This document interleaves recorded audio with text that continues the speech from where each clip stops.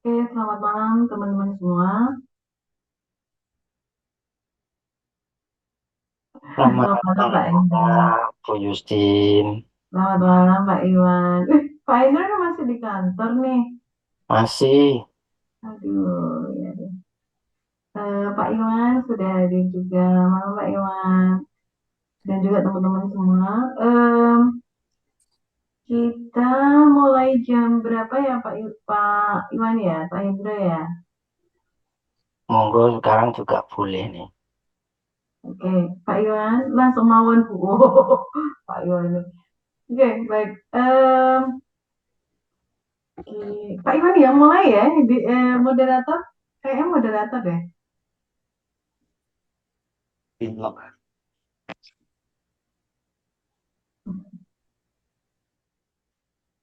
Oke,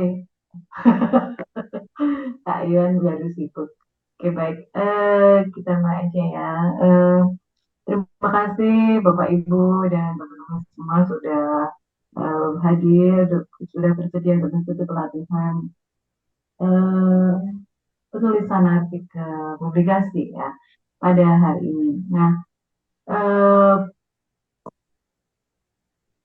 pelatihan ini sebenarnya dilatar belakangi oleh penulisan teman-teman mahasiswa yang dirasa eh, kurang pas gitu ya, atau misalnya harusnya seperti ini, kok isinya begini. Nah, itu kemudian kita kami dari LPM dan juga Prodi kebetulan nih ada volunteer nih Pak Hendro yang sudah bersedia mengisi kegiatan kita hari ini dan eh, hari ini itu pelatihan ini juga merupakan spesial ya, spesial tuh karena terutama untuk program KKNT dan riset itu riset yang dilakukan mahasiswa kita harus mem- menghasilkan luaran yang berupa publikasi artikel. Nah, bagaimana kita bisa meningkatkan kualitas dari publikasi artikel itu sehingga meminimalkan nanti untuk revisi ya, jadi revisi. Kalau kita submit itu kan akan ada direview oleh em, redaksi dari jurnal. Nah, kemudian apakah ada revisi apa tidak gitu ya. Nah, diharapkan revisinya bisa minim gitu ya. Itu harapan kita. Sehingga ini perlu adanya perbaikan kualitas penulisan jadi teman-teman semua. Nah, anggap saja ini adalah bonus ya, bonus bonus dari teman-teman bagaimana nanti bisa dipakai untuk penulisan artikel, publikasi, tidak hanya dari program KKNT ataupun riset, tapi juga untuk mahasiswa keseluruhan. Jadi ini juga, kami juga men-share untuk teman-teman mahasiswa program studi yang ada di STEM di Nusantara. Begitu. Matur nuwun Pak Hendro. Pak Hendro ini sebagai dosen, sebagai kaprodi informatika dan juga sebagai founder dari Daptek Putra Benua. Nah ini Pak Indra sudah bersedia untuk meluangkan waktu bagi kita, maka mari kita bisa menyerap gitu ya ilmu yang nanti akan disampaikan oleh Pak Indra secara maksimal. Nah, bagi teman-teman semua yang dapat tugas untuk penulisan artikel, publikasi, mungkin nanti bisa ditanyakan sebanyak-banyaknya. Ini gimana sih penulisannya, Pak? Kalau untuk artikel pengabdian masyarakat ya, kalau KKNT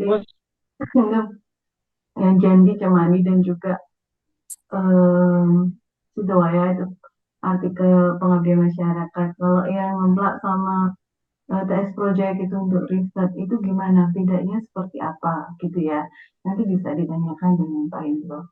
Oh ya Pak Indro ini juga founder dari Redtech Putra Benua melayani publikasi artikel dan juga buku. Jadi teman-teman yang mau publikasi buku, ini bisa nih. Pak Indro, bisa nggak kita publikasi buku gitu ya? Ada diskon nggak gitu? Ada, itu bisa deh. Itu ya, saya kira dari kami cukup, teman-teman Pak Indra mungkin waktu dan tempat kami silahkan ke Pak Indra. Oh, Baik, terima kasih atas waktunya Bu Justin. Sebelumnya mohon maaf teman-teman, di tempat saya ini tidak bisa untuk mute. Jadi nanti misalkan kalau dari teman-teman itu ada yang open mic, mohon kesediaannya untuk mute sebentar gitu ya. Sebelumnya, Assalamualaikum warahmatullahi wabarakatuh. Salam sejahtera untuk kita semuanya. Yang saya hormati Ibu Justina Retno Wahyu Utami, STMCS, selaku Ketua LPPM STMIK Sinar Nusantara. Kemudian ada juga Bapak Iwan Adi Prabowo yang sudah berkenan hadir di malam hari ini. Dan teman-teman semuanya, baik mahasiswa yang mengikuti program magang, KKNT, maupun mahasiswa yang menempuh tugas akhir. Puji syukur marilah kita panjatkan pada Tuhan Yang Maha Esa atas nikmat sempat rahmat serta hidayahnya sehingga di malam hari ini kita masih diberi kesempatan untuk bisa belajar sharing bersama itu ya tentang bagaimana caranya nanti kita membuat sebuah publikasi artikel ilmiah gitu ya. Nah, ini kalau di program sarjana ini juga wajib bagi teman-teman yang mengambil tugas akhir. Salawat serta salam selalu marilah kita curahkan pada junjungan Nabi besar kita, Nabi Muhammad SAW. Teman-teman semuanya, langsung saja ya. Jadi di malam hari ini kita akan mencoba bagaimana sih menyusun suatu publikasi artikel ilmiah, kemudian kok susah gitu. Ketika teman-teman sudah membuat artikel jurnal, kemudian dikonsultasikan, kemudian banyak revisi dari dosen pembimbing gitu ya. Bahkan dulu pernah ada yang bilang seperti ini teman-teman. Wah ini kan cuman jurnal Pak. Langsung yang penting kan laporannya kan, laporan skripsinya kan sudah selesai gitu ya. Teman-teman semuanya, yang namanya artikel ilmiah atau publikasi artikel ilmiah itu tentunya adalah akan dipublikasi, disebarluaskan. Semua orang akan bisa melihat, semua orang akan bisa membaca, semua orang akan bisa mengambil kesimpulan atau mengambil hasil dari publikasi teman-teman semuanya. Sehingga ketika nanti teman-teman menulis suatu artikel ilmiah, itu juga harus ada yang namanya etika dan kaidah-kaidahnya. Nah, kalau di laporan skripsi kan teman-teman mengumpulkan ke kampus, kemudian selesai di perpustakaan. Sampai di perpustakaan ya sudah, paling yang membaca adalah mahasiswa. Tapi kalau publikasi artikel ilmiah itu yang membaca adalah seluruh masyarakat atau mungkin mahasiswa atau bahkan peneliti. Gitu. Nah, apa saja yang ada di dalam penulisan artikel publikasi itu ya. Mohon izin share screen. Nanti misalkan kalau ada sesuatu yang ingin ditanyakan boleh langsung bertanya gitu ya. Langsung cut saja pembicaraan saya, nggak apa-apa gitu ya. Sebelum masuk ke materi yang paling utama, izinkan di sini saya memperkenalkan diri. Ya, di sini sebenarnya saya juga bingung gitu ya. Tadi Bu Yustin juga sudah menyampaikan bahwasanya selain sebagai dosen maupun kaprodi, saya adalah salah satu founder dari Redtech Putra Benua, yang mana Redtech itu singkatan dari Research Education Development and Technology. Jadinya disingkat Redtech gitu ya.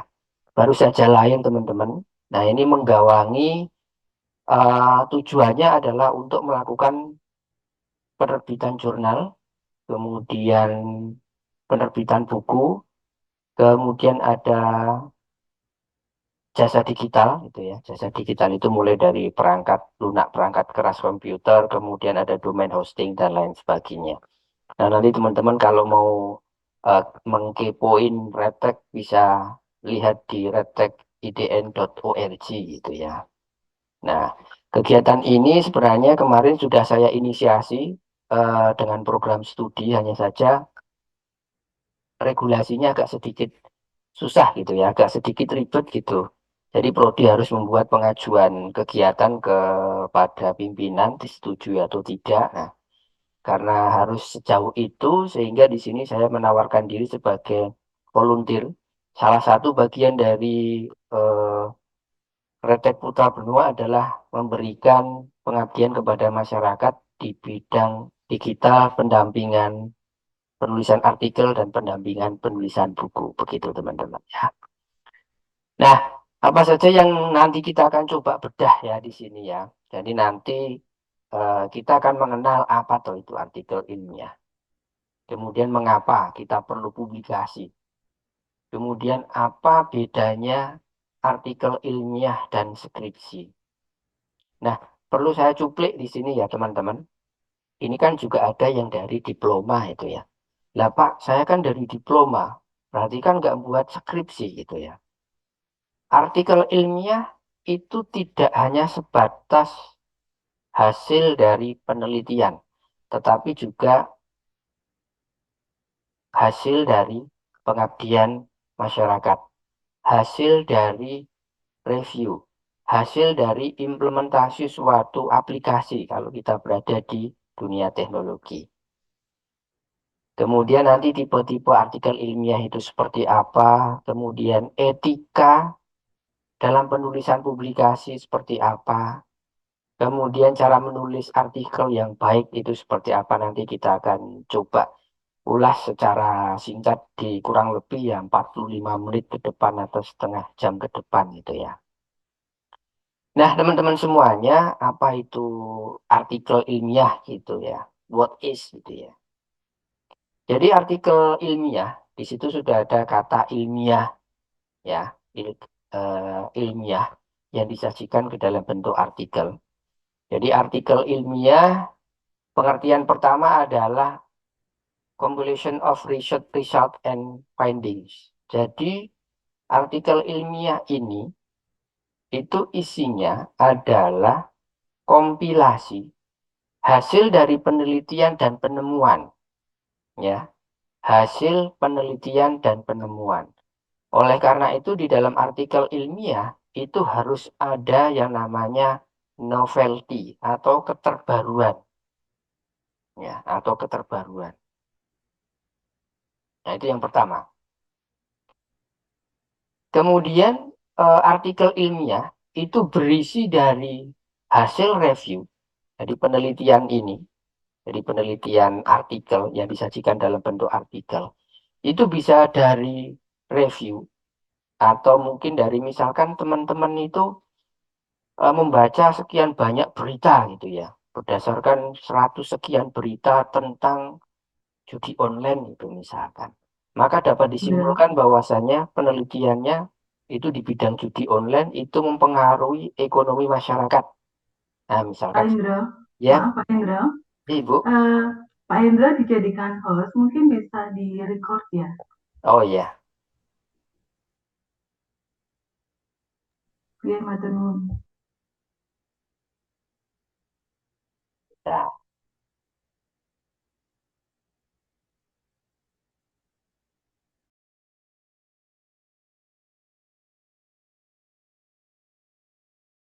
Recording in progress.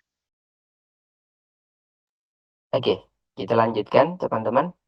Jadi salah satu artikel ilmiah itu berisi dari hasil review atau hasil fenomena yang ada. Bisa juga dari hasil evaluasi. Oleh karena itu biasanya mahasiswa, teman-teman mahasiswa itu kalau bingung nyari masalah gitu ya, di bingung nyari masalah. Nah itu biasanya disuruh untuk membaca jurnal. Tapi ternyata mulai dari S1, S2, S3 itu mahasiswa itu kalau disuruh membaca jurnal itu jadi tambah bingung gitu ya. Karena topiknya menjadi lebar. Nah, salah satu cara untuk mencari masalah atau sering disebut sebagai gap penelitian itu adalah melihat hasil penelitian orang lain. Nah, nanti bagaimana caranya kita menyajikan itu. Nah, nanti kita ada topik tersendiri ya nanti. Kemudian berupa kritik. Jadi bisa evaluasi atau kritik. Jadi teman-teman itu bisa membantah hasil penelitian orang lain. Nah, ini biasanya kalau di bidang kesehatan ini sangat sering sekali terjadi. Karena kalau kesehatan itu kan berkaitan dengan yang namanya hidup hajat orang banyak ya, apalagi di kedokteran gitu ya. Kemudian artikel ilmiah itu bisa disiapkan ke dalam bentuk petunjuk atau sering disebut kalau di dalam apa tipe-tipe artikel ilmiah itu bisa disebut sebagai instruction atau produk hasilnya berupa policy brief atau aturan gitu ya. Jadi misalkan kalau teman-teman itu berada di bidang teknologi informasi khususnya di keamanan misalkan. Belum lama ini muncul yang namanya kebocoran data Pusat Data Nasional di PDN. Ya, teman-teman menemukan ide, kemudian menemukan cara untuk menanggulangi adanya kebocoran data pribadi atau kebocoran data nasional sesuai dengan kaidah-kaidah keilmuan yang ada. Nah, itu teman-teman bisa tuangkan ke dalam bentuk jurnal itu, ke dalam bentuk artikel ilmiah. Jadi artikel ilmiah itu tidak serta-merta bahwasanya teman-teman menulis kemudian langsung dipublish. Itu tidak. Tetapi harus memberikan keterbaruan dan impact atau efek ke penelitian selanjutnya atau ke masyarakat. Nah, nanti saya akan coba sampaikan bagaimana cara mengemas skripsi, mengemas tugas akhir ke dalam bentuk artikel ilmiah yang bagus. Nah, kemudian mengapa kok kita perlu menulis artikel ilmiah? Ini tadi sudah sedikit saya singgung di depan ya, terutama untuk memberikan manfaat bagi masyarakat, bagi penelitian-penelitian selanjutnya, atau ke pengembangan kemampuan penelitian, gitu ya, kontribusi pengembangan penelitian, kemudian meningkatkan reputasi dan profil akademik seperti yang sudah disampaikan oleh Ibu Justina di depan tadi, Itu bahwasanya ya, banyak yang situ ya, yang anak tadi ya. Jadi anak bahwasanya semakin tinggi publikasi di suatu perguruan tinggi, ya, semakin tinggi publikasi suatu perguruan tinggi, maka akreditasinya juga akan eh, meningkat. Beberapa waktu lalu muncul Permendikbud nomor 53 tahun 2023 yang mana di dalamnya itu mengatur bentuk tugas akhir selain skripsi. Jadi mahasiswa diberi keleluasaan untuk mengambil jalur kelulusan dengan tugas akhir yang berbagai macam modelnya. Salah satu di antaranya adalah artikel ilmiah. Nah, beberapa waktu yang lalu ada mahasiswa di STIMIK Sinar Nusantara sudah berhasil mempublikasikan jurnal nasional, ada yang internasional juga. Kebetulan bimbingan saya itu internasional. Nah, itu sebagai syarat lulus tugas akhir itu ya. Nah, kemudian perbedaan dari skripsi dan artikel itu. Nah, ini agak sedikit berbeda ya teman-teman ya. Kalau teman-teman menulis skripsi itu biasanya mulai dari bab satu pendahuluan, kemudian bab 2 landasan teori, bab 3 metode, bab 4 tinjauan objek penelitian, bab 5 pembahasan, bab 6 penutup. Itu. Sedangkan kalau di 3 diploma itu hanya ada 5 gitu ya. metodenya nggak ada. Gitu. Nah, bedanya apa? Yang teman-teman lihat di perpustakaan itu ada laporan skripsi, kemudian laporan tugas akhir, dan dibanding dengan artikel publikasi. Kalau laporan skripsi atau tugas akhir, itu kita sering menyebutnya sebagai structure artikel. Jadi, artikel yang tersusun dengan struktur yang baku. Sedangkan artikel publikasi itu unstructured artikel. Ya. Di dalam artikel publikasi, itu yang pertama yang harus diperhatikan, memenuhi standar jurnal. Jadi masing-masing tempat publikasi itu memiliki karakteristik template jumlah halaman yang harus dipenuhi. Jadi berbeda-beda teman-teman. Sebenarnya juga sama juga. Skripsinya di Sinus sama skripsinya di UMS atau di UNS itu kan beda-beda juga. Itu. Kemudian direview oleh reviewer namanya. Jadi direview oleh reviewer. Atau sering disebut sebagai mitra bestari. Jadi di dalam jurnal publikasi, ketika teman-teman mengirimkan jurnal, itu akan direview oleh dosen-dosen dari perguruan tinggi lain. Tidak hanya satu. Biasanya ada single blind review, single review, dan double review. Minimal ada satu orang yang mereview artikel teman-teman. Kemudian terdiri dari beberapa bagian, ada batasan jumlah kata sesuai format, jadi sesuai template. Kemudian hanya artikel yang relevan saja yang biasanya masuk ke tahap selanjutnya. Jadi kalau di jurnal itu ya, di jurnal publikasinya itu mewajibkan bahasanya bahasa Inggris, kemudian teman-teman itu mengirimkan bahasa Indonesia, ya sudah, langsung ditolak gitu ya. Kalau ditolak gimana Pak? Ya submit lagi gitu. Kalau ditolak itu bisa disebut sebagai jurnal reject atau artikelnya itu di reject atau decline ya, di decline. Kemudian di dalam artikel itu yang disampaikan adalah yang paling penting dan yang paling mendasar sesuai dengan topik judul yang diangkat.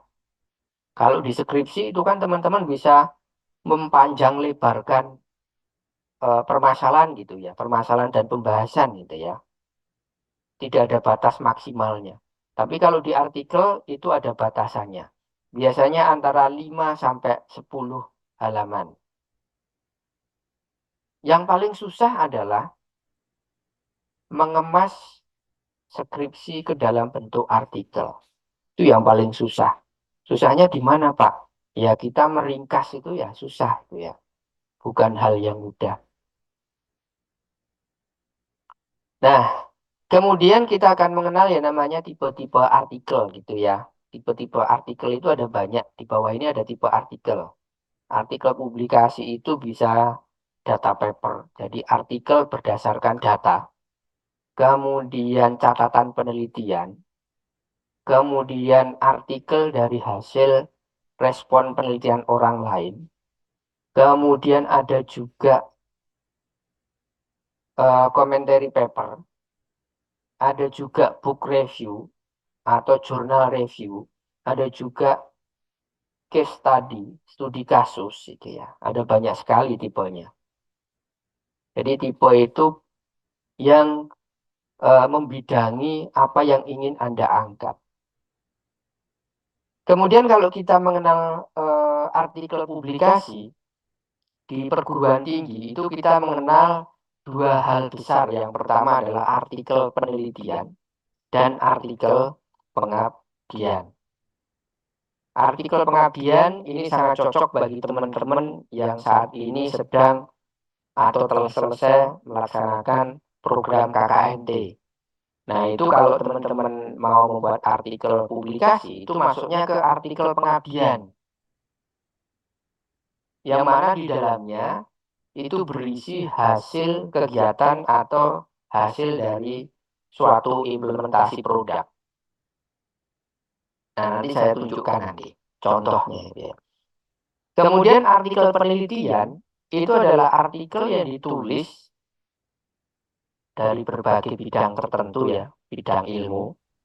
Kemudian memiliki novelty, keterbaruan, dan impact bagi pengetahuan maupun bidang ilmu tertentu. Jadi memiliki keterbaruan dan manfaat.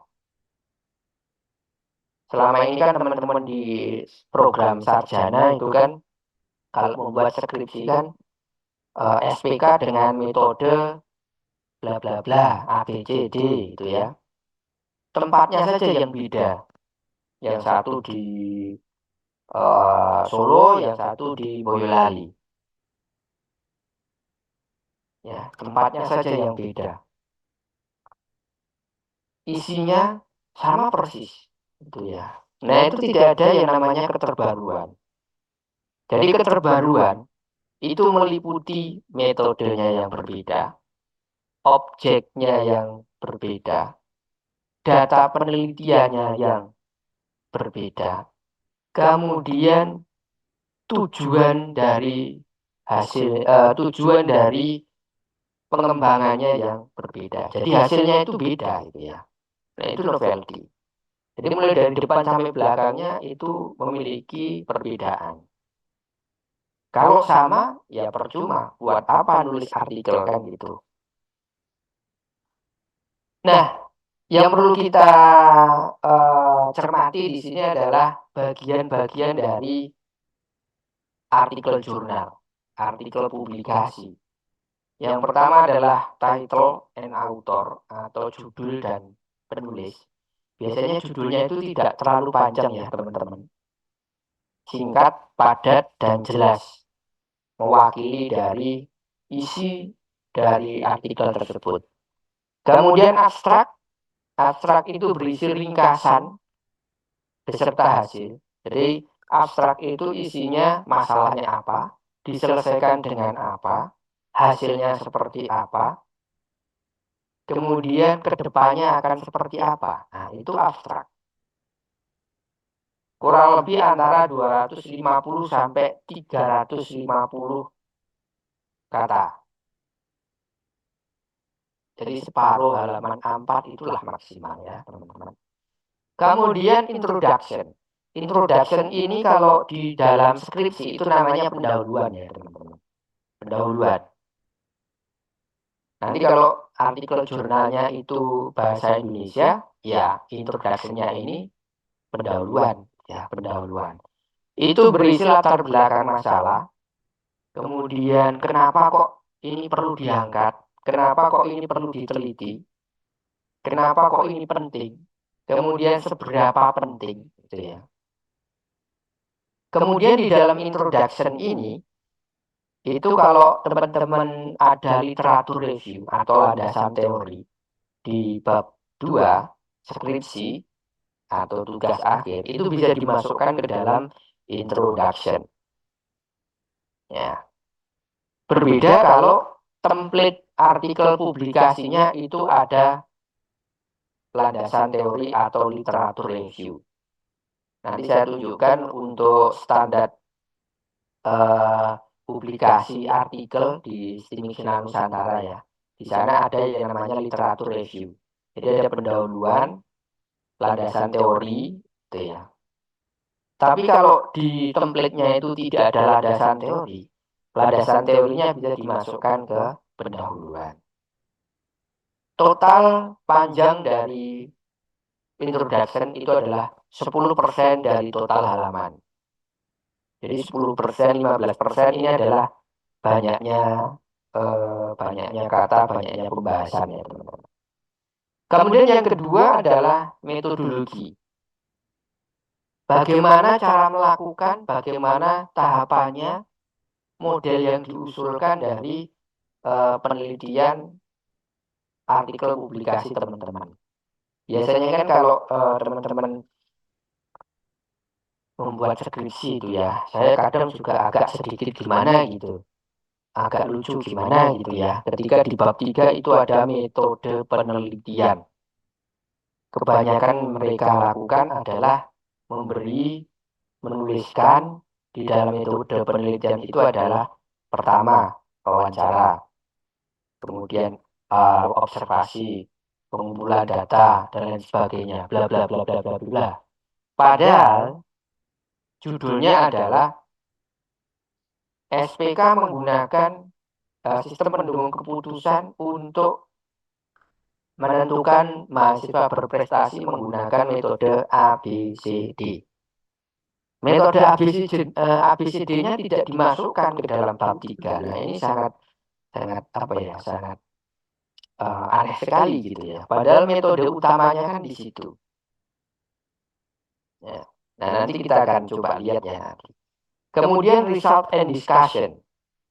Dari hasil metode yang ada di bagian kedua atau ketiga, kalau di situ ada literatur review ya. Jadi result and discussion ini merujuk ke metode. Di dalam metode itu kan ada cara melakukannya. Tahap pertama apa, tahap kedua apa, tahap ketiga apa. Nah, itu dibahas di dalam result and discussion. Kebanyakan dari teman-teman hanya menempel gambar di sini. Nah, kemarin bimbingan saya itu ya, gambarnya cuma tempel situ, gambar 1, 2, 3, 4, 5, 6, 7, dan lain sebagainya gitu ya. Itu kalau orang baca itu pusing. Nggak tahu maksudnya ini apa gitu. Jadi di dalam pembahasan result and discussion itu harus runtut sesuai dengan metode, jelas dan mudah dipahami pembaca. Kemudian yang terakhir adalah kesimpulan. Kesimpulan ini itu biasanya hasil dari pembahasan dimasukkan ke kesimpulan, kemudian penelitian selanjutnya. Bisa juga kalau itu adalah artikel pengabdian, bisa ditambahkan acknowledgement, jadi ucapan terima kasih. Ini sunnah jika diperlukan saja. Yang terakhir adalah referensi. Di dalam artikel publikasi ini berbeda dengan laporan skripsi atau tugas akhir. Artikel publikasi itu sangat-sangat direkomendasikan menggunakan artikel jurnal, bukan dari buku. Ya. Artikel jurnal. Maksimal 5 tahun. Nah, yang harus dijunjung tinggi di dalam penulisan, yang pertama adalah perlindungan nama pribadi. Kalau teman-teman melakukan survei dan di situ ada nama seseorang, silakan bisa menggunakan identitas tidak baku, misalkan user 1 atau N1, N2 dan seterusnya. Kemudian pertanggungjawaban atau akuntabilitas. Apa yang teman-teman tulis di sana itu harus bisa dipertanggungjawabkan. Transparansi, jujur dan terbuka, serta objektif dan integritas. Jangan sampai apa yang teman-teman laporkan di sana, jika di sana ada data, itu ada data fiktif. Nah, jangan sampai. Karena artikel penelitian itu adalah artikel hasil dari penelitian yang sesungguhnya. Jika tidak bisa mencapai target, jadi misalkan hasil penelitian ini hanya bisa menghasilkan akurasi sebanyak 43% misalkan, ya laporkan apa adanya. Seperti itu. Jangan sampai nanti teman-teman melakukan yang namanya manipulasi data gitu ya. Manipulasi data. Jangan sampai. Nah, itu kalau manipulasi data, misalkan teman-teman di bidang kesehatan, repot itu ya. Komposisi obat saja bisa salah, nah, bisa membuat ratusan jiwa melayang. Kemudian legal dan resmi, rahasia. Rahasia di sini yang dimaksud sebagai rahasia itu adalah berkaitan dengan perlindungan tadi, nama-nama pribadi, data-data pribadi lah, data-data yang sifatnya itu tidak boleh dipublish. Hak cipta, hargai hak cipta orang lain. Kalau teman-teman mensitasi dari jurnal, ya sertakan jurnalnya. Kemudian kehati-hatian. artikel publikasi bisa dilihat oleh banyak orang, bisa dibaca oleh banyak orang. Kalau teman-teman menemukan padanan atau kesamaan dengan artikel seseorang, dan teman-teman tidak memberikan citasi di sana, siap-siap saja digugat gitu ya. Beberapa bulan kemarin kalau nggak salah, atau beberapa minggu yang lalu, awal bulan, jurnal saya beserta teman saya yang ada di perguruan tinggi lain, itu diduplikat itu ya. Jadi dibajak, nama judulnya hampir persis, isinya 98% ketika dicek itu sama persis. Dan akhirnya teman saya melayangkan somasi ke penyedia layanan jurnalnya, dan akhirnya jurnal yang sama itu di take down. Nah, itu baru disomasi, belum melayangkan gugatan perdata dan lain sebagainya itu ya. Jadi hati-hati teman-teman berkaitan dengan hak cipta. Nah, jangan sampai seperti ini ya, teman-teman. Jadi jurnal itu ada yang namanya plagiarism check sebelum teman-teman artikel teman-teman itu dipublikasikan. Maksimal plagiarismenya itu adalah 20%. Bahkan untuk yang internasional itu 5%. Nah, ini kalau 79% langsung ditolak, langsung dilempar gitu ya. Kalau di skripsi, laporan skripsi dan tugas akhir itu sementara ini belum ada plagiarism check. Tapi nggak tahu nanti ketika sudah berubah menjadi Universitas Tiga Serangga gitu ya. Itu. Nah, kemudian untuk tahapannya untuk melakukan publikasi. Yang pertama teman-teman mengirimkan artikel publikasi, kemudian di sana akan direview. Bisa secara single, bisa secara double. Kalau single itu yang mereview satu orang, kalau double itu dua orang, gitu ya. Kemudian apakah accept ataukah reject?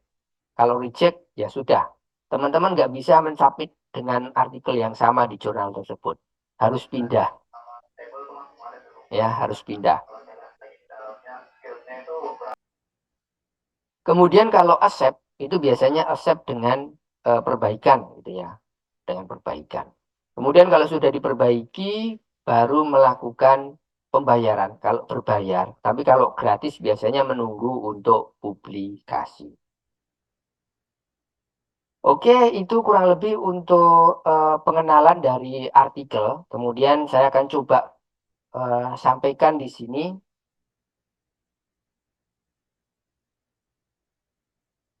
perbedaan antara jurnal penelitian, artikel penelitian, kemudian artikel pengabdian.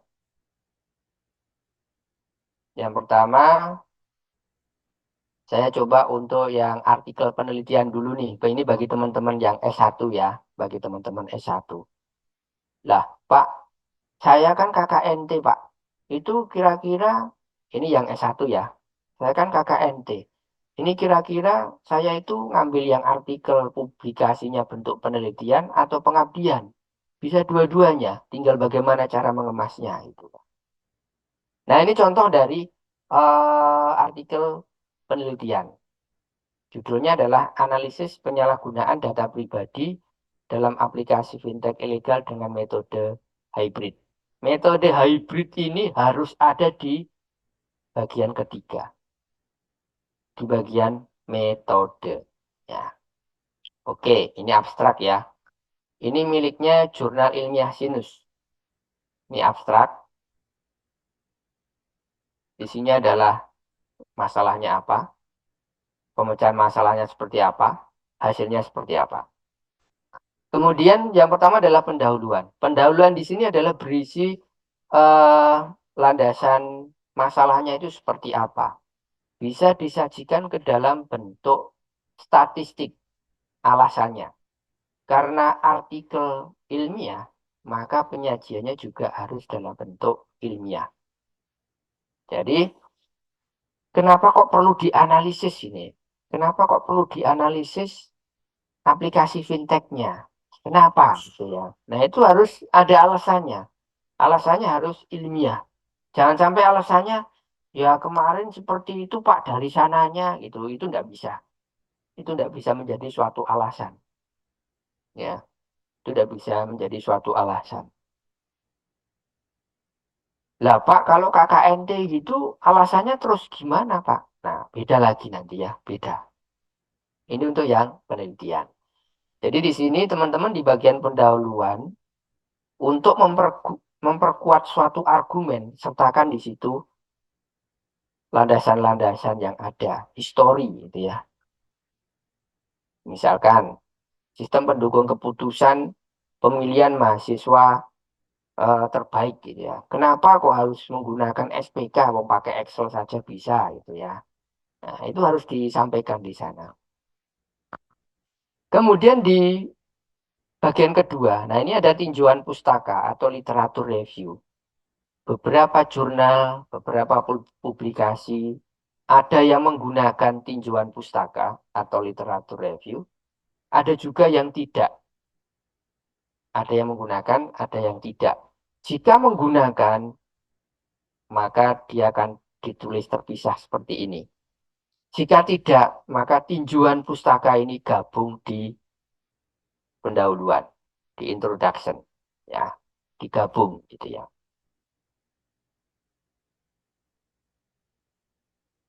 Oke, kemudian berikutnya adalah metodologi penelitian atau metode penelitian. Di atas tadi ada penggunaan metode hybrid atau penggabungan. Nah, metode hybrid itu seperti apa? Ya, misalkan contoh di sini. Dalam analisis itu dikenal sebagai analisis statis dan dinamis. Nah, metode hybrid itu adalah kombinasi dari keduanya, statis dan dinamis. Tahapannya seperti apa? Oh, pertama ini, kedua ini, ketiga ini, keempat ini. Baru selanjutnya dijabarkan. Tahap pertama itu ngapain toh? Tahap kedua itu ngapain? Tahap keempat ngapain gitu ya. Kalau sudah sampai tahap keempat, hasilnya seperti apa? Nah, apakah akan ditarik hasil ataukah tidak? Nah, seperti itu. Baru di situ masuk ke hasil dan pembahasan. Nah, di dalam hasil dan pembahasan di sini, teman-teman, itu juga harus merujuk ke metode. Kalau tahapannya itu ada 4, ya di dalam pembahasan juga harus ada 4. Kalau di dalam metodenya itu ada pengumpulan data, analisis file, analisis data, yang itu harus ada juga di dalam pembahasan, gitu ya. Nah, kemudian di dalam pembahasan, ketika teman-teman itu memiliki banyak sekali data, banyak sekali gambar, ambil data dan gambar yang paling penting dan mewakili penelitian teman-teman. Ya, ambil yang paling penting dan paling mewakili dari penelitian teman-teman semuanya. Itu. Nah, setelah itu baru di situ ada kesimpulan dan saran. Biasanya kesimpulan dan saran ini di dalamnya ada yang namanya penelitian selanjutnya, itu yang future research, itu ya. Future research itu biasanya ada di situ. Nah, teman-teman biasanya kalau susah mencari permasalahan penelitian, itu biasanya cari saja future research dari artikel yang teman-teman baca. Kemudian di situ ada daftar pustaka. Masing-masing penerbit publikasi jurnal, dia memiliki karakteristik daftar pustaka dan citasi yang berbeda-beda. Ada yang menggunakan APA, ada yang menggunakan IEEE, ada yang menggunakan Harvard Amila dan seterusnya. Ya, ada banyak sekali di sana, teman-teman. Jadi teman-teman harus sebelum mensubmit, pastikan dulu template-nya itu sesuai. Nah, ini salah satu di jurnal ilmiah Sinus.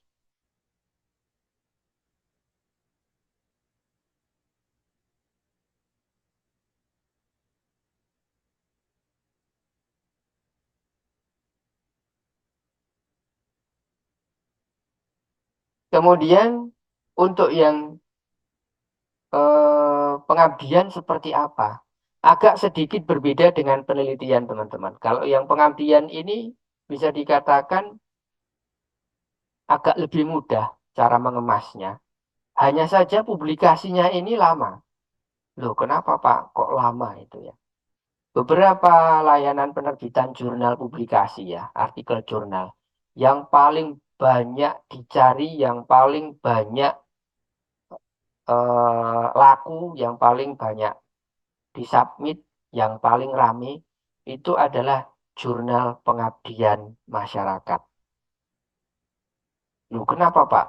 Karena banyak sekali pendanaan-pendanaan dari kementerian yang berupa pengabdian. Kalau penelitian biasanya jarang-jarang lah ya. Antara penelitian dan pengabdian itu kan 1:3. Sehingga banyak sekali jurnal-jurnal pengabdian itu yang misalkan terbitnya itu 1 tahun 2 kali. Nah, itu di volume pertama, di penerbitan pertama gitu ya. Nah, itu biasanya dia akan memiliki banyak sekali penerimaan artikel. Bisa sampai 30 artikel gitu ya. Nah, sehingga kalau teman-teman mensubmit atau mempublikasikan artikel jurnal pengabdian, siap-siap saja submitnya bulan ini, terbitnya bisa tahun berikutnya, itu ya. Nah, ada yang seperti itu. Ada juga yang eh, cepat juga. Ada yang cepat juga. Cuman kebanyakan lama itu ya. Kebanyakan lama. Ini yang saya susun bersama Bu Justina dan Pak Iwan ini sampai sekarang belum terbit. Padahal ada 4 kali penerbitan selama 1 tahun. Kalau 4 penerbitan kan berarti kan di sana 3 bulan sekali. Itu pun belum terbit-terbit gitu ya. Nah, oke, di sini pengabdian, jadi artikel pengabdian itu agak sedikit berbeda ya teman-teman. Artikel pengabdian itu berisi hasil implementasi suatu produk, suatu jasa,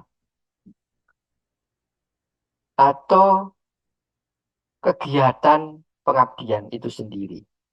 Jadi misalkan contoh teman-teman, ya ini saja ya.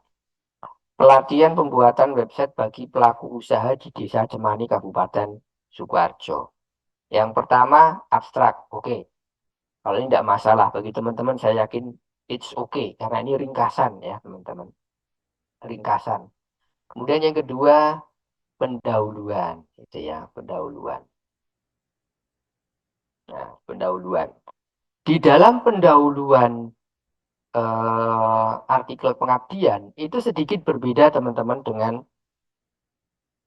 artikel penelitian ya, artikel penelitian. Kalau artikel penelitian itu harus dijelaskan kenapa kok topik itu harus diangkat.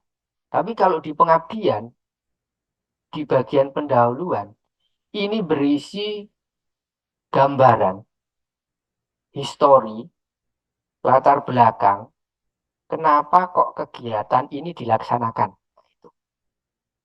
Kenapa kok pelaku usaha di Desa Cemani itu disuruh untuk mengikuti pelatihan pembuatan website. Nah, itu itu kenapa? Nah, itu dijelaskan di dalam pendahuluan.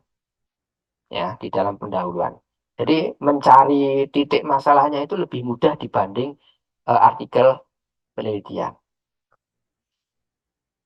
Oke, kemudian metode. Nah, kalau di dalam pengabdian, itu metode yang digunakan adalah metode kegiatannya. Kalau di penelitian, metode penelitiannya. Nah, berbeda ya teman-teman. Jadi kalau di skripsi yang tadi saya sampaikan di depan, kalau mahasiswa itu ada yang menyampaikan di sana, metode yang digunakan adalah wawancara, kemudian observasi, pengumpulan data. Nah, itu kan kegiatan, bukan penelitiannya gitu ya. Tapi kalau di artikel pengabdian, metodenya itu adalah urutan atau cara atau langkah dari kegiatan itu. Ini contohnya, yang pertama, survei kebutuhan dulu. Nah, survei kebutuhan. Melihat dulu potensi pesertanya seperti apa. Kemudian persiapan. Kemudian pelaksanaan. Gitu ya. Kemudian evaluasi. Sama juga di tempat teman-teman yang KKND nih. Ini yang cocok bagi yang teman-teman diploma 3 atau yang S1 yang ngambil KKND. Saya buat itu Pak, aplikasi manajemen arsip desa. Ya, langkahmu membuat aplikasi arsip desa itu seperti apa? Pertama ngapain gitu ya? Ini Pak, observasi dan wawancara. Oke, bisa. Kemudian setelah itu pengumpulan data, it's okay. Kemudian yang berikutnya eh, pembuatan aplikasinya Pak. Oke. Kemudian berikutnya implementasi Pak. Oke.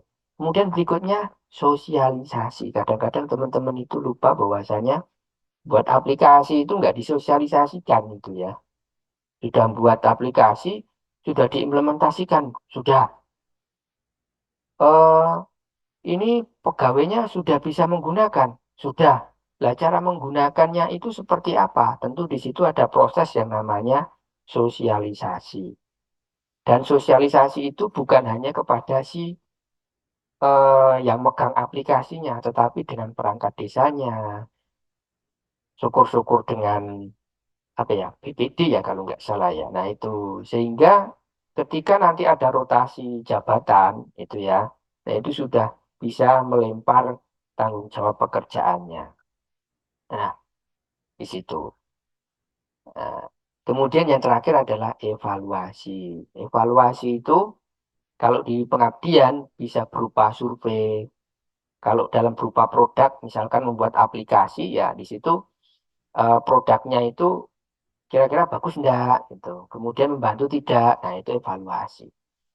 Hasil dan pembahasan sama juga pembahasan dari masing-masing tahapan metode tersebut. Nah, kemarin kan kalau teman-teman lihat itu ya, nah kebetulan kemarin saya menguji, membimbing ini, siapa ya kemarin ya? Eh, langsung tak bantai habis-habisan itu kemarin. Bagus Syukron kalau nggak salah ya. Yang dari yang KKNT di itu Sidowaya gitu ya. Jadi gambarnya ini gambar satu. Kemudian di bawahnya tempel lagi gambar dua. Kemudian tempel lagi gambar empat ini. Apa-apaan itu kayak galeri foto gitu ya. Gitu ya. Nah, kalau teman-teman memasang foto di situ, pastikan itu dijelaskan. Kalau teman-teman memasang gambar di situ, pastikan di situ dijelaskan itu ngapain gitu ya, jangan cuma dipasang gitu. Nah kebetulan di artikel pengabdian ini tidak membuat aplikasi ya teman-teman, tetapi ini melakukan pendampingan kegiatan, sehingga yang difoto adalah kegiatannya gitu ya. Pelatihan kedua, kebetulan ini 2 hari dijelaskan di situ. Hasil penelitian gitu ya, hasil pelatihan maaf, nah, sudah ngantuk. Hasil pelatihannya seperti apa. Nah, ini evaluasi, teman-teman. Evaluasi. Nah, seberapa besar pemahaman Anda terhadap website. Nah, dibandingkan antara sebelum pelatihan dan sesudah pelatihan. Gitu. Nah, kalau teman-teman KKNT, itu yang dievaluasi adalah hasil produknya. Hasil produknya itu bermanfaat atau tidak. Atau biasanya sering teman-teman itu menggunakan metode UAT. User Acceptance Test. Itu ya. Nah itu bisa disampaikan di sini. Nah, jadilah di situ hasil evaluasinya. Bahwasanya dari pelatihan ini, dari sekian banyak peserta, berapa yang sudah berhasil dengan catatan sangat memuaskan misalkan. Sangat paham ataukah berapa yang sangat tidak paham di situ. Nah, kemudian ditariklah kesimpulan. Ya, kesimpulan. Jangan lupa ada future pembahasannya ya, future research. Kalau pengabdian bukan future research ya, future activity gitu ya, kegiatan ke depan gitu ya. Nah, contohnya di sini ke depan, kolaborasi antara perguruan tinggi dengan desa dapat lebih digiatkan, terutama bagi desa-desa yang berada di bla bla bla bla bla bla. Nah, seperti itu. Sehingga memudahkan ketika orang lain membaca, oh ternyata ini hasil penelitian, hasil publikasinya ini ternyata belum selesai loh, perlu ditingkatkan lagi, perlu dimatangkan lagi, misalkan seperti itu. Kemudian ada ucapan terima kasih dan daftar pustaka. Nah, seperti itu teman-teman untuk bagian-bagian dari artikel ilmiah publikasi. Ada yang ditanyakan mungkin silahkan.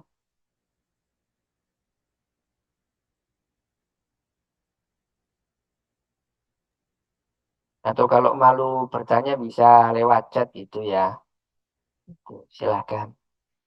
Ya, teman-teman, silakan. Ini mumpung ini ada narasumbernya yang sangat-sangat kompeten gitu ya. Nah, ini Monggo Bu Justina teman-teman. ini juga kompeten ini. Kalau nggak kompeten tidak menjabat sebagai ketua lembaga penelitian dan pengabdian masyarakat begitu. Aduh. Tapi yang paling kompeten itu Pak Iwan Adi. Nanti teman-teman bisa cek tuh di Sintanya berapa dia posisi autor paling tinggi di Sinar Nusantara itu kayaknya. Ya, teman-teman silakan menanyakan mumpung ini ada narasumnya Pak Hendro. Bagaimana Pak kalau artikelnya begini? Kenapa kemarin di ini ya seperti tadi eh Mas siapa yang kemarin bimbingan, kemudian oh pengabdian seperti ini, yang penelitian seperti ini. Mungkin Pak Hendro bisa nanti bisa ini Pak. Kemarin yang sudah terbit di mana Pak? Di Bengkulu atau di mana itu Pak? Bisa di Oh, yang itu ya, yang apa namanya? Mutiara Yang Center. baru kemarin itu ya, yang Yang belum Mutiara Center apa ya? belum ujian atau apa itu ya, tapi sudah terbit itu ya, jurnal jurnal apa namanya? Jurnal penelitiannya. Itu Nggak, ya. jurnal pengabdian yang bareng Bu ini, yang di mana itu? Di Bengkulu atau di Surabaya itu kemarin? Oh, enggak, saya Nah, cari dan. mungkin bisa di ini contoh yang sudah pernah terbit, itu jurnal pengabdian, kemudian mungkin yang jurnal, yang artikel penelitiannya yang mungkin di luar itu yang seperti apa, mungkin bisa di contoh-contoh ya, sehingga teman-teman bisa em, lebih wawasannya mungkin akan lebih terbuka gitu. Ternyata eh, gaya penulisan atau gaya selingkung gitu ya. Penulisan jurnal itu beda-beda, tetapi intinya itu sebenarnya ada Sama. sama gitu loh. Jadi mungkin ada oh yang jurnal A seperti ini, jurnal B seperti ini. Terus sebenarnya intinya itu sama, tinggal kita cara nulisnya gitu. Mungkin bisa itu Pak.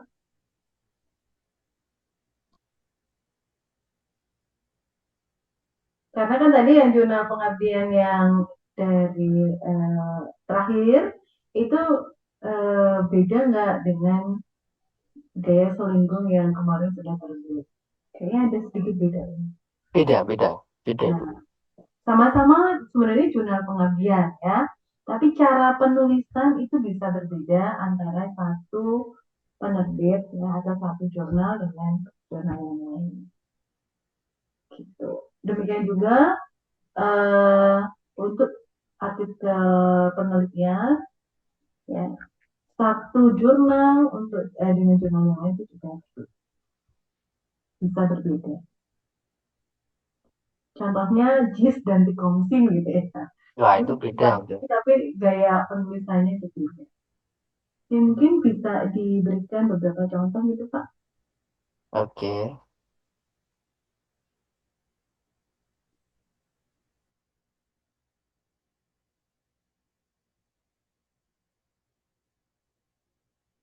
Oke, teman-teman semuanya, kalau teman-teman ingin melihat contoh itu ya, melihat contoh.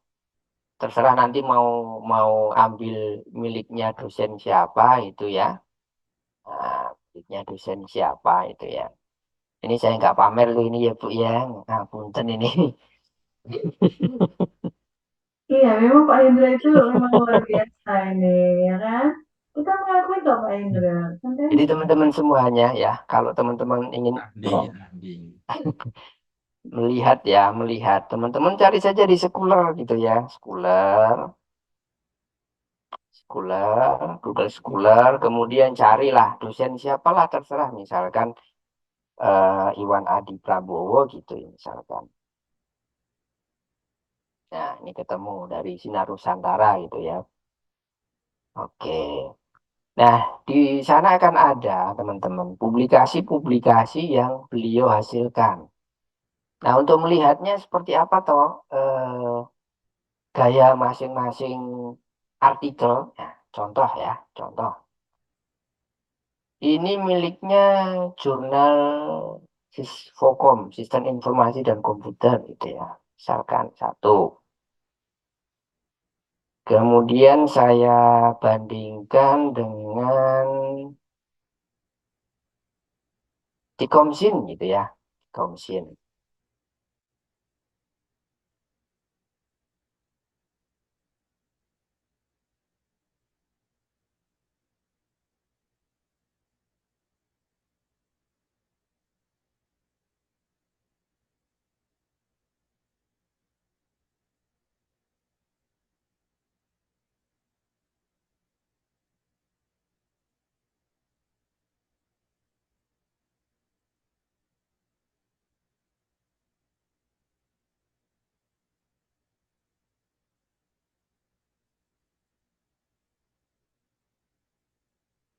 Nah, ini agak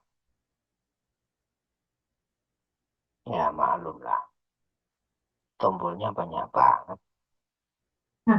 Ada zoom juga, ada. Iya nih, Pak Hendra Oke, publikasi sekali ya. ini ya teman-teman Itu ternyata semuanya. publikasinya HI. Itu ibu aja lah itu yang menghiperbolakan ini ya. Nah ini teman-teman nih kelihatan kan. Pertama abstrak nih, yang satu miliknya Sisfokom, yang satu miliknya Tikomsin itu ya. Tikomsin nih. Yang Tikomsin dia abstraknya satu kolom ya. Kemudian kalau yang Sisfokom dia sudah dua kolom di sini gitu. Kemudian dilihat dari bahasanya sudah beda. Sisfokom dia mewajibkan bahwasanya publikasinya ini bahasa Inggris, sedangkan di Komsin bahasa Indonesia. Kemudian di dalam Sisfokom itu kalau nggak salah tidak ada literatur review. Oh sama, di sini ada literatur review. Di Komsin ada tinjauan pustaka. Kemudian untuk model citasinya ini sama ya. Dia menggunakan apa ini? APA atau IEEE ini ya. Nah, seperti ini. Ada satu, dua, tiga, dan seterusnya. Nah, perlu teman-teman ketahui, citasi ini antara yang disitasi dan yang di daftar pustaka itu harus sama, teman-teman. Kemarin bimbingan saya juga, itu juga mengalami hal tersebut. Artikelnya, di dalam artikel yang disitasi jumlahnya 13. Tapi di daftar pustaka itu 19 itu ya. Susah ini. Sampai saya tepuk jidat itu ya. Nggak tahu itu. Dosen RCI-nya siapa itu ya. Oke.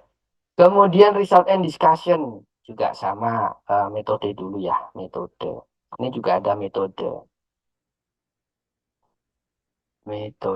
Metodologi. Kalau di Siswokom ini ah, apa saya close itu. Kalau di Sisfokom itu juga ada metode di dalam Di Komsin itu juga ada metode penelitian. Ya, seperti ini. Nah, ini teman-teman. Yang pertama metode penelitian. Di sini mengatakan SDLC gitu ya. SDLC. Tapi di dalamnya tidak ada SDLC. Nah, itu mohon dengan sangat sekali teman-teman kalau membuat suatu artikel publikasi itu dihindari. Kasihan yang membaca, geleng-geleng kepala nanti gitu ya. Di depannya ngomongnya sudah dijanjikan ingin mendapatkan motor Vario, tapi ternyata yang dapat adalah motor Supra. Nah, itu kan ya juga juga lucu gitu ya. Nah, juga lucu. Kemudian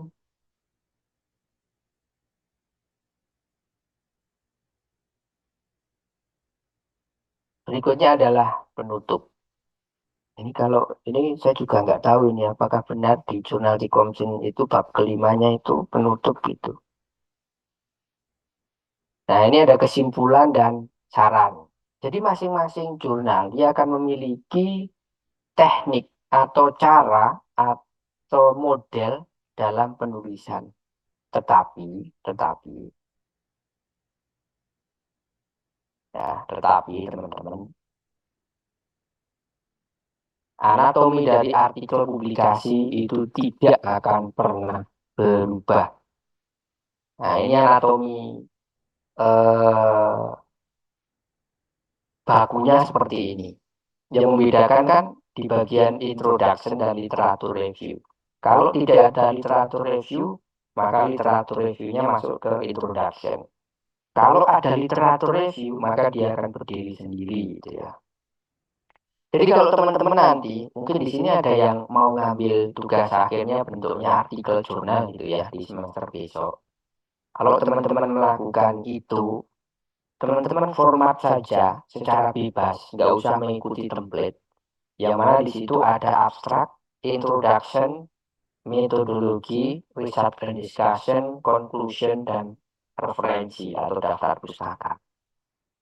Format ke dalam dua bahasa. Misalkan di situ teman-teman ingin mempublikasikannya itu ke dalam jurnal yang berbeda-beda, nah itu bisa. Misalkan jurnal A, di situ formatnya modelnya adalah model A. Ternyata ditolak, pindah ke jurnal B. Beda lagi dari jurnal A. Nah, teman-teman kan format lagi. Tetapi kan tidak merubah isi, hanya melakukan format template-nya saja. Nah, ketika nanti teman-teman melakukan submit, kiranya teman-teman mohon bimbingannya dari dosen pembimbing ya. Jangan sampai nanti teman-teman itu mensubmit di banyak jurnal dengan judul yang sama. Nah, ini salah satu etika yang tidak benar. Ya, salah satu etika yang tidak benar. Misalkan teman-teman punya judul yang sama, kemudian artikel yang sama, kemudian diterbitkan di jurnal A, B, C, D. Dilalah gitu ya, tiba-tiba. Semua accepted. Nah, teman-teman bingung. Ya diterbitkan semuanya bang dong Pak. Ya tidak bisa. Tidak bisa. Nanti akan ada yang namanya cross plagiarism di situ teman-teman. Walaupun teman-teman itu yang nulis teman-teman sendiri, tapi kalau artikelnya sama, itu masuk ke plagiarism. Jadi plagiarism itu misalkan saya sudah menulis artikel, saya terbitkan tahun 2024, 2023. Saya nulis lagi dengan kalimat yang sama, dengan kata yang sama, saya terbitkan di tahun 2024. Maka artikel yang saya terbitkan di tahun 2024 ini akan terdetek sebagai plagiarisme, plagiat. Walaupun penulisnya sama, tapi di situ ada yang namanya plagiat. Itu masuk ke kategori self plagiarism, gitu ya. Tuh. Kemudian untuk pengabdian, ya pengabdian. Saya contohkan mana ya? Ini punyanya Pak Iwan itu isinya dikomisiin semua. Terus,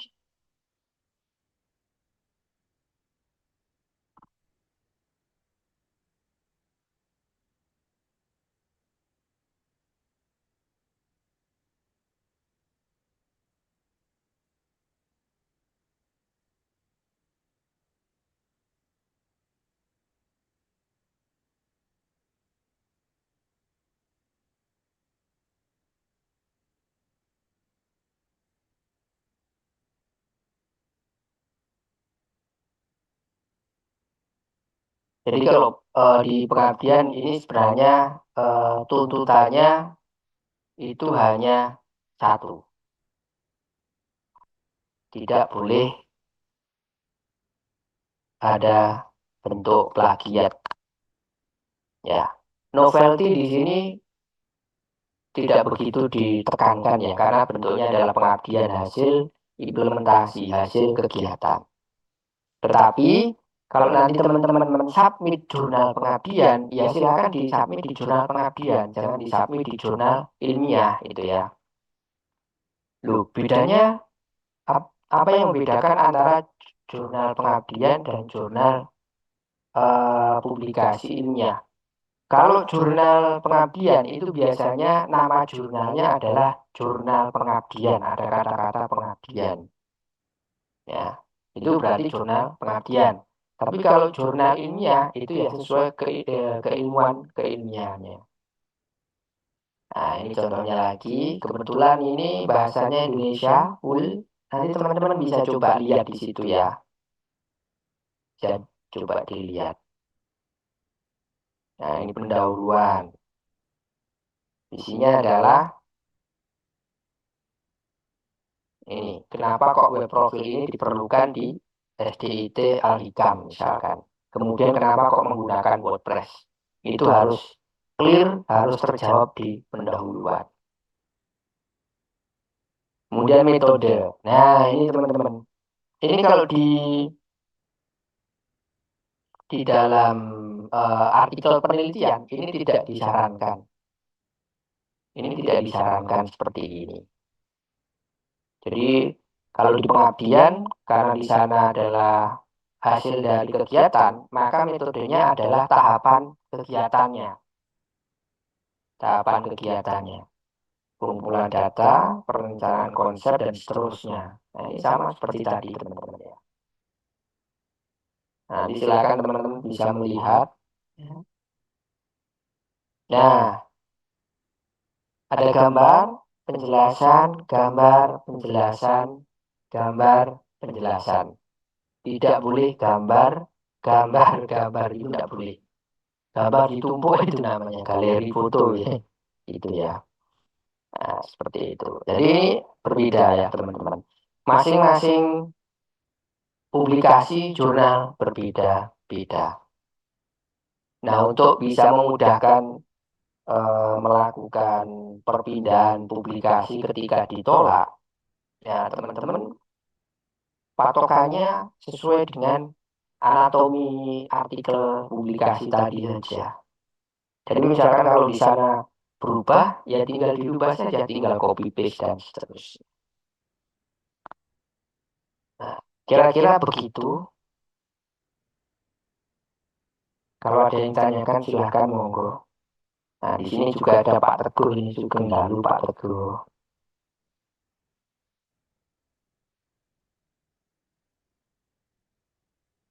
Silahkan kalau ada yang tanyakan dari teman-teman semuanya.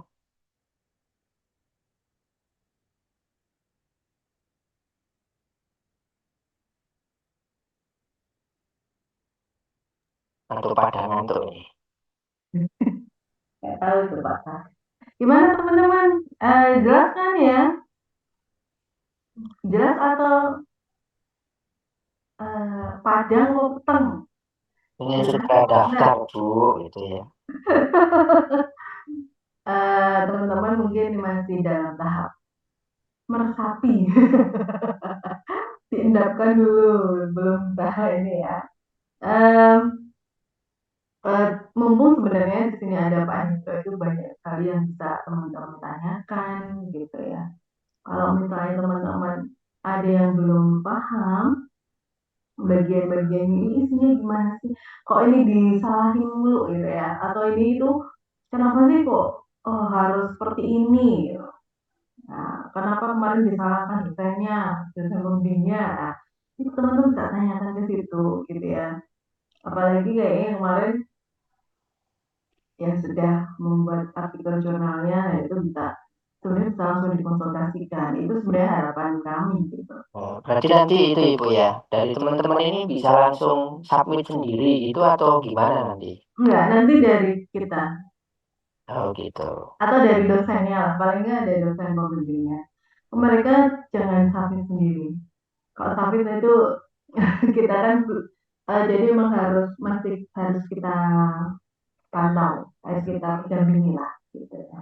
Ya. Karena nanti yang di artikel jurnalnya ada dosen pembimbingnya dan juga mahasiswa. Sehingga kami juga mengharapkan keterlibatan Bapak Ibu dosen pembimbing dalam eh, menghasilkan artikel publikasi tersebut. Gitu. Sehingga sama-sama ini sama-sama dapat publikasinya. Angkatan Bapak, ya itu dari itu harapan kami nih di KKNT sebetulnya dan riset. Ya, Nah ini berarti kan gimana? itu ya Bu ya. Apa Apa? namanya? Mahasiswa ini masih belum bisa upload sendiri. Berarti kan di situ kan mereka kan masih didampingi, kemudian di sana mahasiswanya juga dimungkinkan tidak akan mengalami sesuatu hal yang menyakitkan hati kalau ketika di-reject gitu loh. Ya, bagaimanapun itu tanggung jawab kita bersama lah. Nah, ya. Tanggung jawab kita bersama dosen dan mahasiswa. Sehingga apa yang sebenarnya karena itu kan memang kita harapkan itu sudah nantinya akan terbit gitu ya, akan terpublikasi gitu. Jadi itu mau nggak mau harus kita publikasikan gitu. Jadi mau nggak mau ya harus terbit. Jadi ini bagaimana sebenarnya kerjasama tim gitu ya, dosen dan mahasiswa dan dosen. Begitu Bapak.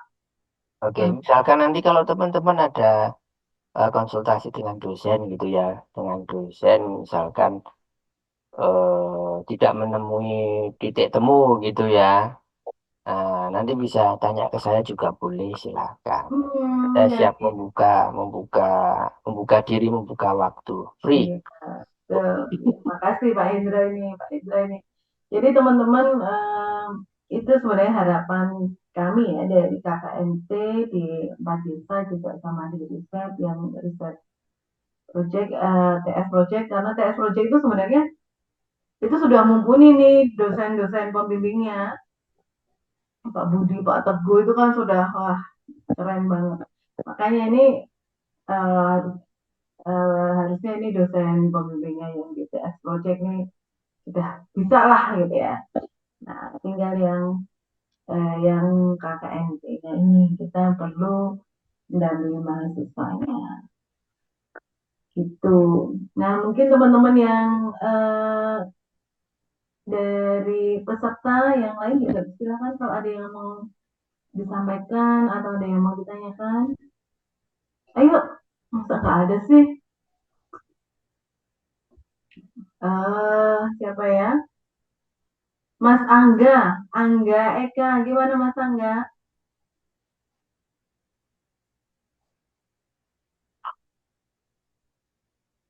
Mas Angga Eka, ada pertanyaan Mas Angga?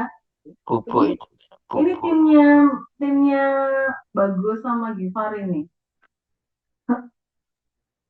Belum ada pertanyaan, Bu. Sudah bisa dipahami yang tadi ya? Bismillah, bisa. Hmm, jadi tadi evaluasinya ya kalau ada gambar jelaskan gitu ya. Oke, nggak apa-apa, Nggih, itu Bu. adalah proses.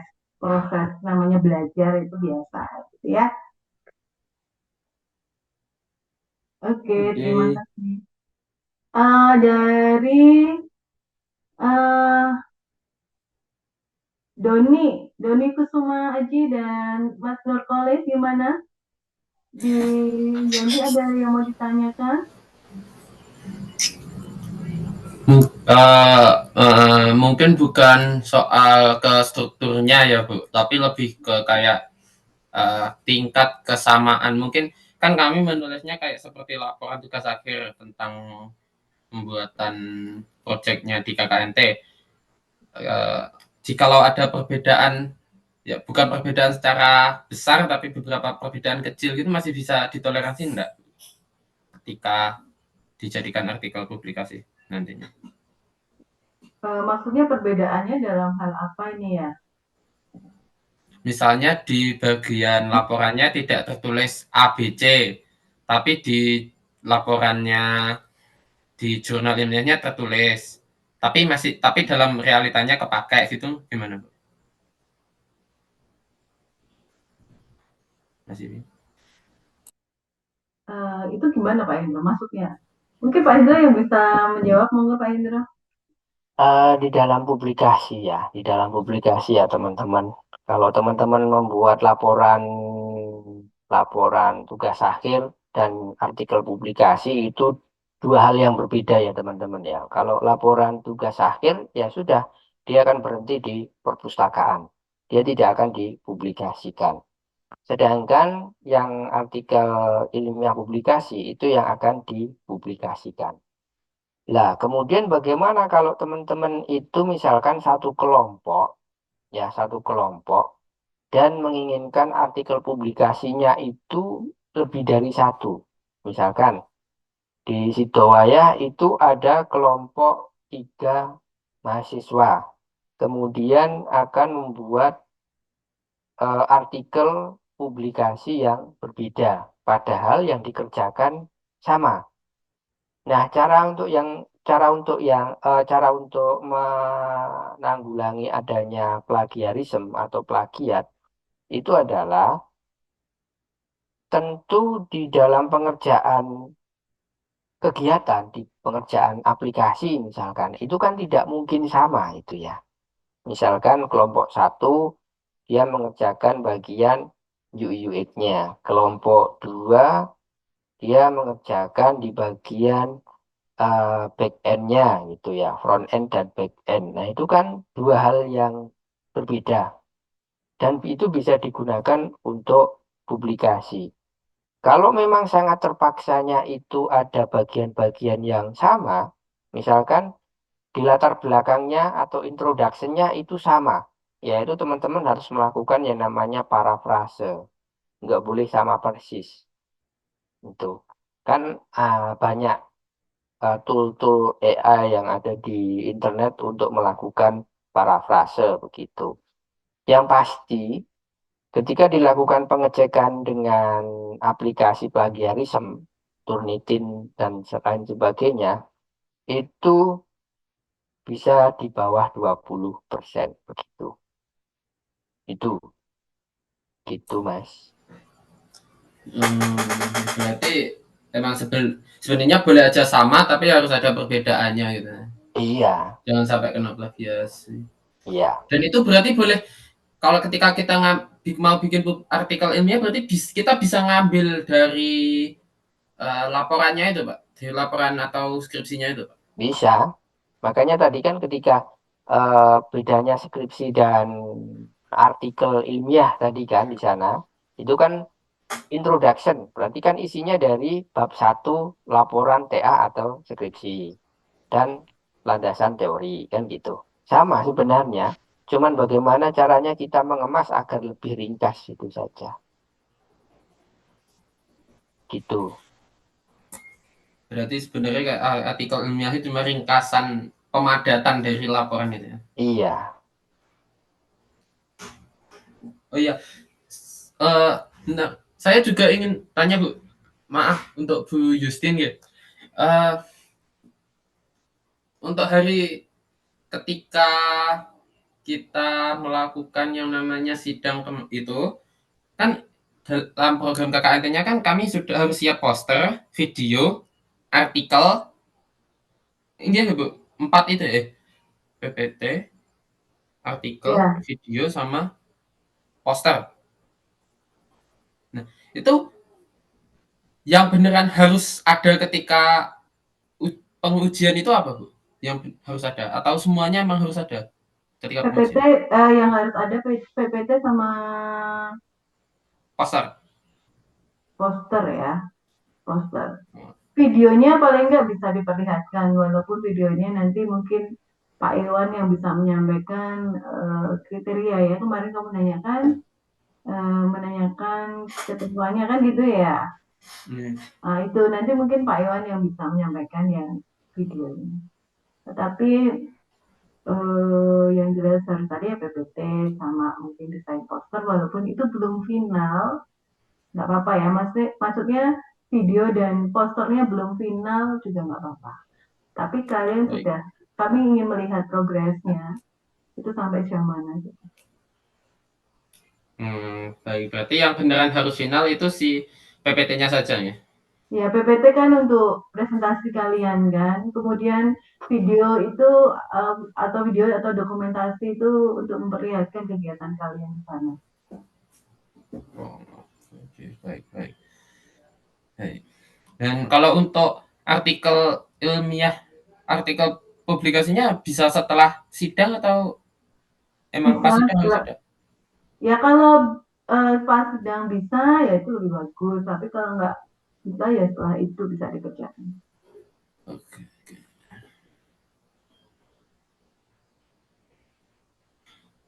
Gitu ya Mas. Oh ya, dan Sudah? Ada lagi? Ada lagi kalau pertanyaan? misalnya untuk apa namanya dalam isi PPT-nya kan PPT kami untuk yang KKNT kan akhirnya kan satu kelompok satu PPT gitu. Iya, betul. Itu lebih condong ke kegiatan KKNT dan hasilnya atau lebih ke hasil dari penelitiannya. Misalnya di daerah Janti kan untuk pembuatan website itu ya Bu. Itu lebih cenderung ke websitenya atau ke kegiatan dan hasilnya dari KKNT? Ya kegiatan dan hasil ya. Hasil kegiatannya apa sih di situ kan kalian kegiatannya satu ya. Kalian apa sih di sana mengimplementasikan apa gitu ya atau membuat apa. Nah, kemudian hasilnya seperti apa? Hasilnya apa sih? Hasilnya kan program aplikasi kalian yang sudah disosialisasikan kan ya. Ya enggak? Iya. Artinya ya kalian menceritakan kegiatannya seperti apa, kemudian hasil kalian di KKNT itu apa, termasuk juga seperti apa aplikasi yang sudah kalian buat. Itu Mas Aji. Bisa dipahami nggak? Bisa Bu. Apalagi yang mau disampaikan? Untuk saat itu mungkin itu dulu Bu. Terima kasih banyak atas jawabannya. Oke, oke Mas Aji. Pak Indro ini ada pertanyaan di chat dari Mas Raizak Pak Indro. Oke, eh, dari Mas Raizak Alejandro Akbar ya. Untuk isi artikel bisa mengambil dari hasil laporan skripsi atau harus dengan hasil penelitian yang baru gitu ya. Jadi di artikel penelitian itu bisa mengambil di dalam laporan skripsi teman-teman. Ya, bisa mengambil dari laporan skripsi. Contohnya, bab 1 pendahuluan dan bab 2 di landasan teori itu bisa diringkas, kemudian dimasukkan di introduction atau pendahuluan di artikel publikasinya. Kemudian bab 3 metode penelitian di skripsi itu bisa masuk ke bab 2 metode di artikel. Begitu seterusnya. Jadi teman-teman tidak perlu membuat baru. Yang pasti, ketika teman-teman nanti misalkan di KKMT ada banyak kegiatan dilaporkan, gitu ya, di laporan tugas akhir, di artikel publikasinya itu diambil satu kegiatan saja yang paling bagus, yang paling mengena, yang paling memberikan manfaat bagi desanya, gitu ya. Itu kalau pengabdian. Kalau untuk memformat ke dalam bentuk artikel, sebenarnya artikel itu hanya ringkasan dari laporan skripsi maupun tugas akhir. Begitu, Mas Raizak. Jadi tidak perlu membuat penelitian lagi, itu tidak. Karena kan skripsi itu kan sebenarnya kan penjabaran dari penelitian. Sedangkan artikel itu ringkasannya. Begitu. Begitu. Ada lagi mungkin? Oke, ada lagi yang mau ditanyakan, Mas Raisa? Sudah jelaskah? Oke, sudah jelas Mas Raisa? Oh. Kemudian dari Mas Toil dan kawan-kawan, ada kendala nggak Mas Toil?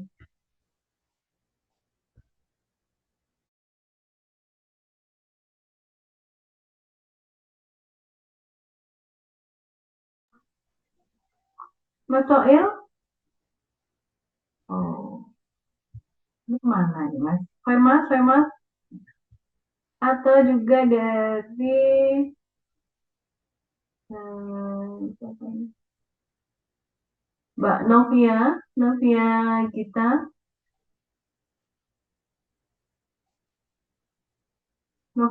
dan teman-temannya.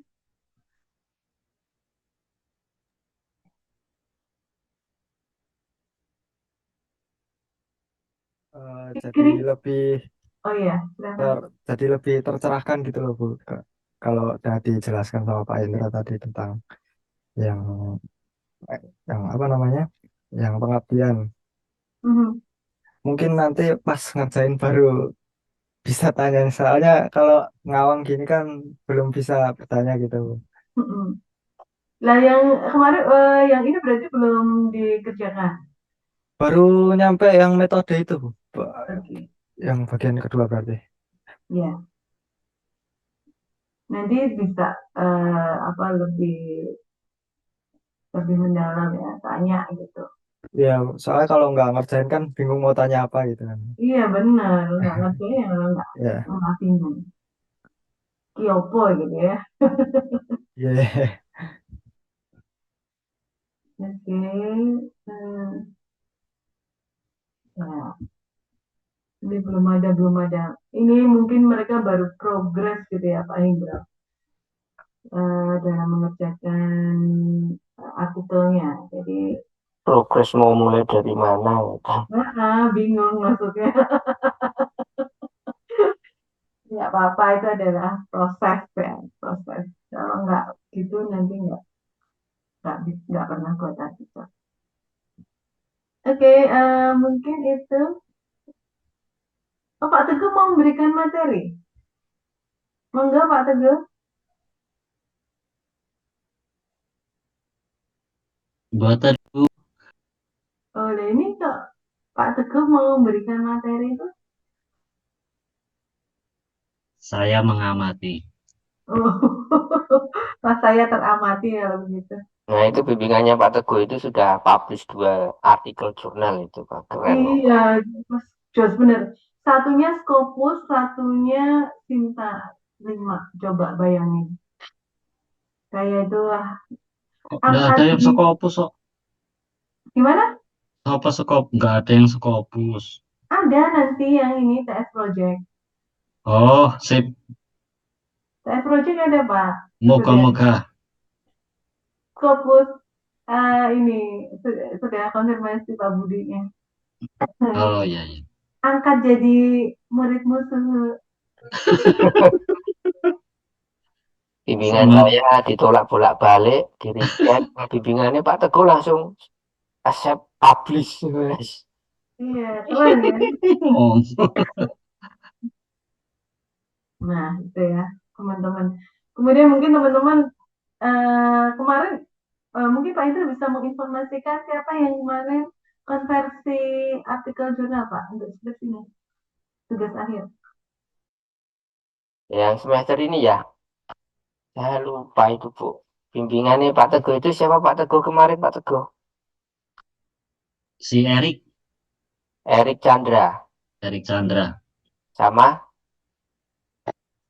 sama yang itu toh, yang di TS itu, oh, Sopo Zulfikar Erwin. oh itu. Kemudian di bimbingan saya kemarin ada UNIF. Nah itu sempat ditolak 2 kali, reject semua. Akhirnya ya internasional yang biasa saja itu. Untuk yang bimbingannya Bu Sis kemarin ada juga, cuman nggak tahu bisa ngejar untuk semester ini atau tidak. Saya lupa namanya. Rangga. Rangga, ya Rangga. Ini apa publishnya Cinta berapa Pak? Kalau berdasarkan aturan dari ketua dulu ya Bu ya, yang sudah Ya. pernah program studi buat, nah itu kan kemarin kan ada minimalnya, ada klasternya, minimal Sinta 3, kemudian 4 dan lain sebagainya kan gitu. Ya. Kemudian kemarin kan ada juga waktu itu rapat dengan LPM, Lembaga Penjaminan Mutu, bahwasanya ya itu keduren enggak gitu, ketinggian enggak. Nah, setelah ditimbang-timbang di Prodi, akhirnya menyepakati bahwasanya di Prodi tidak mensyaratkan harus Sinta berapa begitu. Jadi tidak harus Sinta berapa, yang pasti di situ terindeks. Udah itu aja, terindeks Google Scholar, ya udah gitu. Berarti mau Cinta 5, Cinta Boleh, 6, boleh ya gitu. boleh.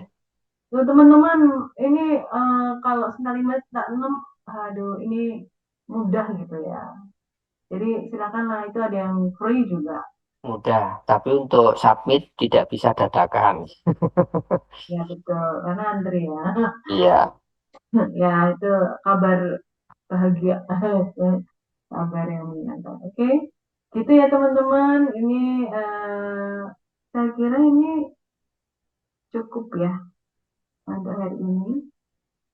Pak Iwan mau menambahkan Pak Iwan untuk yang ketentuan video Pak Iwan.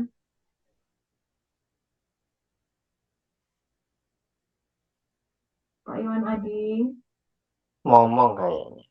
ya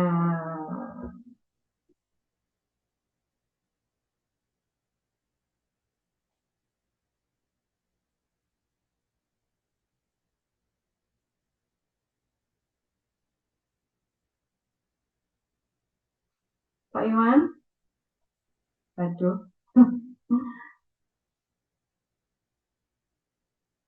mana ini Pak Iwan?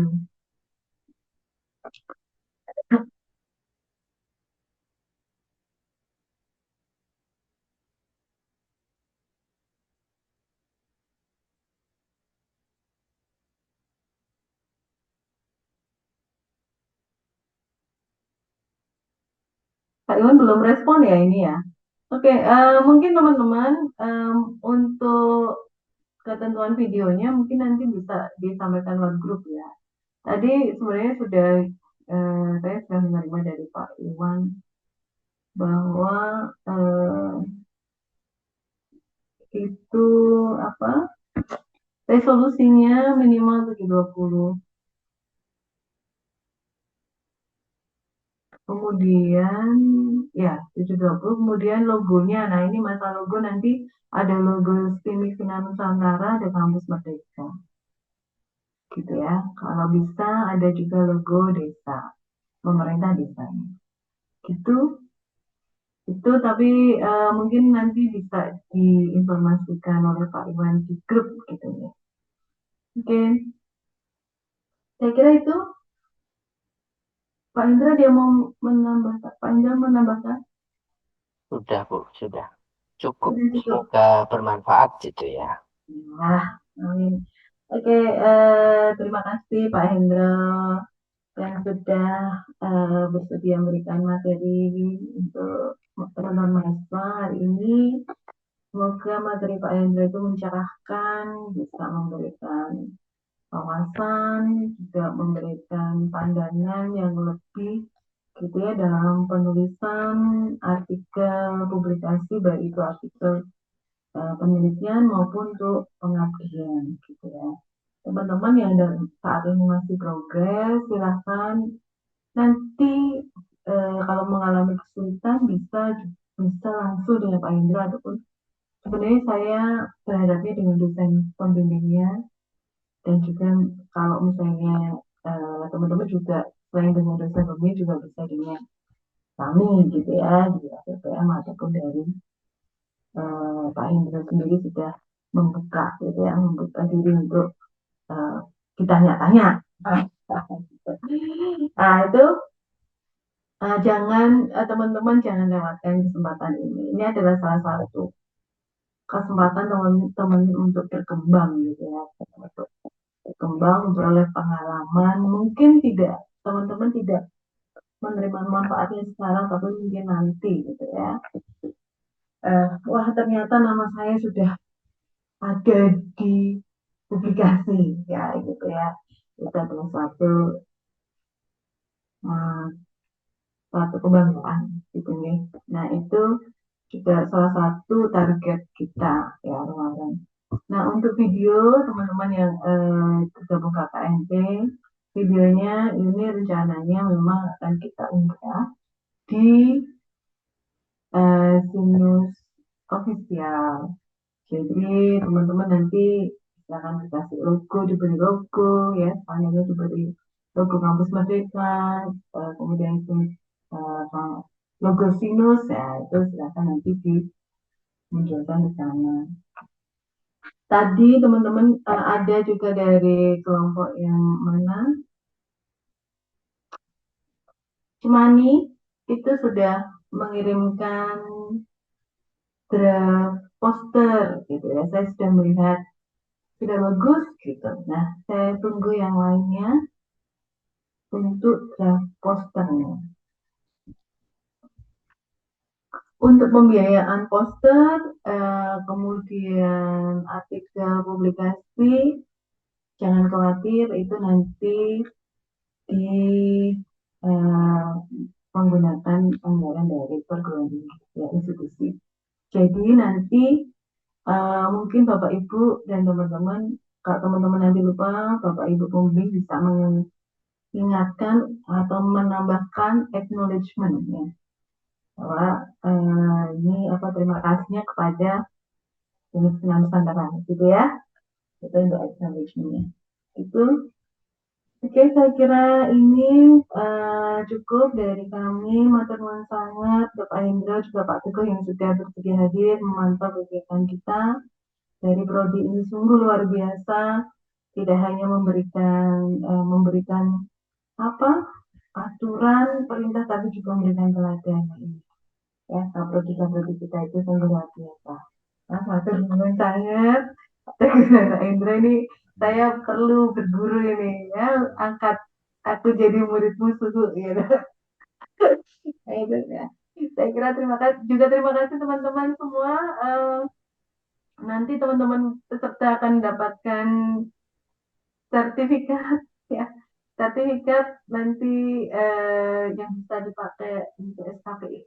Bisa ya Pak Indra ya, kalau nggak salah ya. Ya, bisa.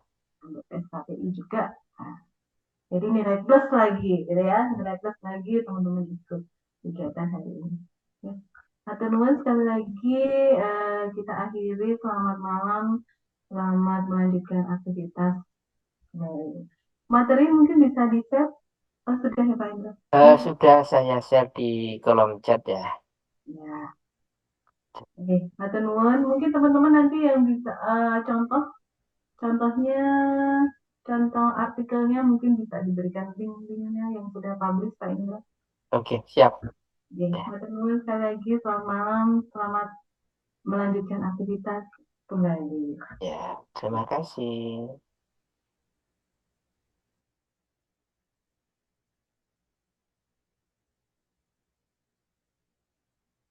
Recording